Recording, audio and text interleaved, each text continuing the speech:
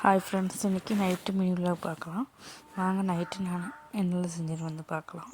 First அடுப்பில் வந்துட்டு சீன சட்டி அடுப்பில் வச்சுக்கலாம். அதில் ஆயில் ஊற்றிக்கலாம்.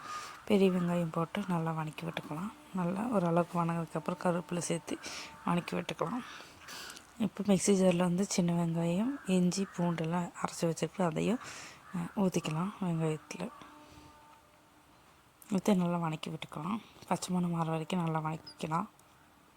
இப்போ நல்லா வதங்கி வந்துட்டுருக்குது. இப்போ நம்ம வந்து பொடி சேர்த்துக்கலாம். மஞ்சள் பொடி, மிளகாப்பொடி, மல்லிப்பொடி, கரம் மசாலா அதெல்லாம் சேர்த்து நல்லா பச்சை மணம் மாற வரைக்கும் நல்லா வதக்கி விட்டுக்கலாம்.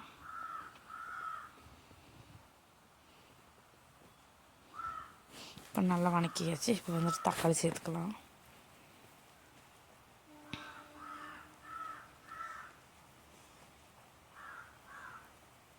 தக்காளி சேர்த்து மட்டும் நல்லா தக்காளி மசிகிற வரைக்கும் நல்லா வதக்கி விட்டுக்கலாம். அதுக்கப்புறம் சிக்கன் சேர்த்துக்கலாம். எடுத்து வச்சு சிக்கன் எல்லாம் சேர்த்துக்கிறேன்.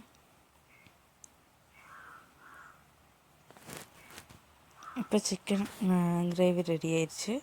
இப்போ வந்துட்டு குழந்தைகளுக்கு வந்துட்டு ரெண்டு தோசை சுட்டு சிக்கன் கிரேவி வச்சு கொடுத்தாச்சு சாப்பிட்றதுக்கு. அதுக்கப்புறம் எங்கள் வீட்டுக்காருக்கு எனக்கும் இட்லி ஊற்றி வச்சுருக்குறேன். இப்போ இட்லி வச்சுக்கலாம். இட்லி வச்சு நாங்கள் 2 பேரும் சாப்பிட்டாச்சு. இந்த வீடியோ பிடிச்சிருந்தால் லைக் பண்ணுங்கள், ஷேர் பண்ணுங்கள், சப்ஸ்கிரைப் பண்ணுங்கள்.